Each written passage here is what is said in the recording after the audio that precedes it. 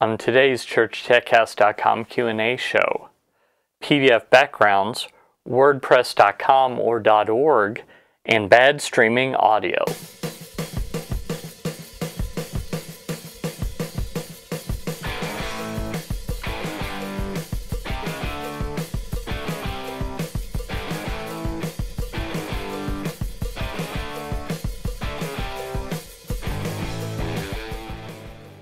Hi and welcome again to the ChurchTechCast.com Q&A show. This is the show where every week I answer your church tech questions. My name is Paul Allen Clifford. I'm your host, and I'd love for you to ask your questions, so just do that below the video. If you're not watching the video, if you're listening to the audio, that's okay too. You can always head over to my website, that's located at trinitydigitalmedia.com. Or you can drop me a line, paul@trinitydigitalmedia.com. Either way works fine. So John W. Scott III via email said, imported a PDF file into PROPRESENTER, but figure out how to change the background. Please help. Our church are going to make video announcements and I receive a lot of PDF. So what I don't know about this, and I've emailed John a couple of times and haven't heard back, is if he means the background of the PDF, there's no way to do that in PROPRESENTER. Changing the background of the PDF, basically, probably you're going to want to go into Adobe Acrobat, or probably what I would use is Photoshop. Now, there are alternatives to doing that, but that's the way that you'd really need to do it. I think I would dissuade people from giving you PDFs. JPEGs, GIFs, or GIFs, depending on who you ask, PNGs, those are all better formats. PDFs are designed in PROPRESENTER. Well, PROPRESENTER uses PDFs as notes for musicians during worship songs.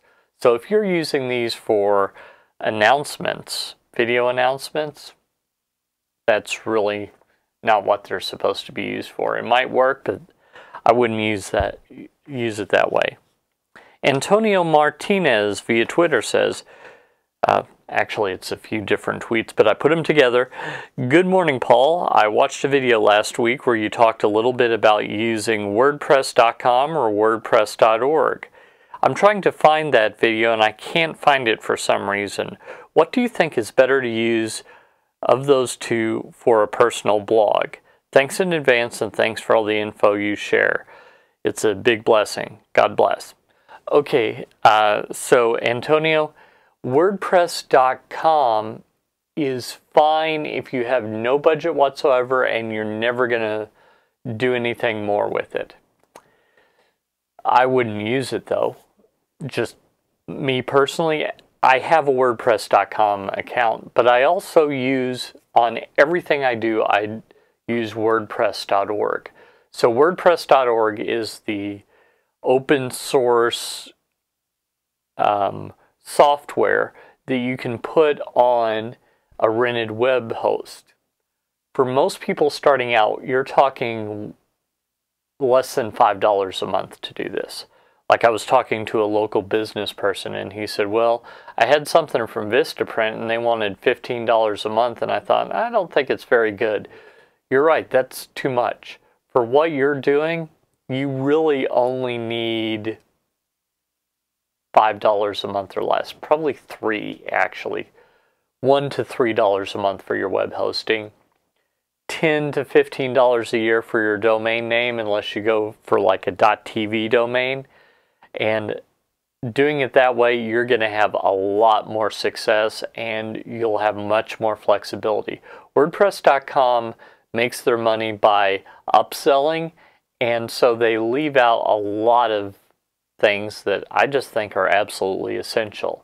So I really wish that they were the go-to resource for WordPress.org installs, but they're not. They've decided to do it a little bit differently, and you know, if they make their money, that good on them, but I just wouldn't recommend it.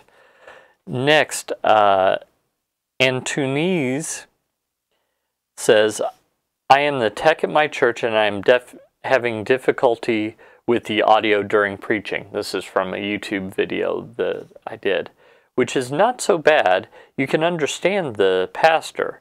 And when the singer is using a karaoke track, sounds horrible. I must mention that I use YouTube to stream rather. I mix those. Any easy tips? Our budget is low. Yep, absolutely. So in talking back and forth with him, I was able to clarify that basically right now they have the pastor's mic, the singer's mic, and karaoke tracks. So those three audio sources. So when the pastor is by him or herself, I didn't clarify, then it sounds okay. I could see that. It's probably a little dry, but okay. But when you have a singer and a karaoke track, it's not so good. Well, part of that is because you've got the ambience in the room. So what I would do is I would add in a third audio source. I would add a microphone to get the sound of the room, and I would add a little bit of that in, and that'll make it sound a little bit better.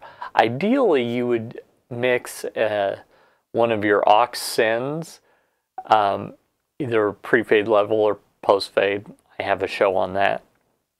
You'd mix an aux send with these three sources and headphones to get the best sound you can get. That's probably what I would recommend you do. So, I mean, it's a karaoke track and a microphone, so you can probably get that pretty well set in church, and then throw on some decent noise isolating, not noise canceling headphones, noise isolating headphones, and just start mixing. That's what I would do, and that's probably going to give you a better result and not a very expensive proposition, assuming that you've already got a soundboard and everything like that. So, I hope that was helpful to you. If it was, you'd probably like my email newsletter, so head on over to trinitydigitalmedia.com/gifts, GIFTS, and there you can pick up a church tech gift of your choice, along with a free subscription to my email newsletter, where I give you more tips and tricks, and I also tell you all the great stuff that's happening over here at trinitydigitalmedia.com. You also should stop off at my store, trinitydigitalmedia.com/store. There I've got some church tech resources that I've made especially for you, to save you money and to help you get better as a church technical artist. Until next time, this is Paul Allen Clifford with trinitydigitalmedia.com. Go out and change eternity.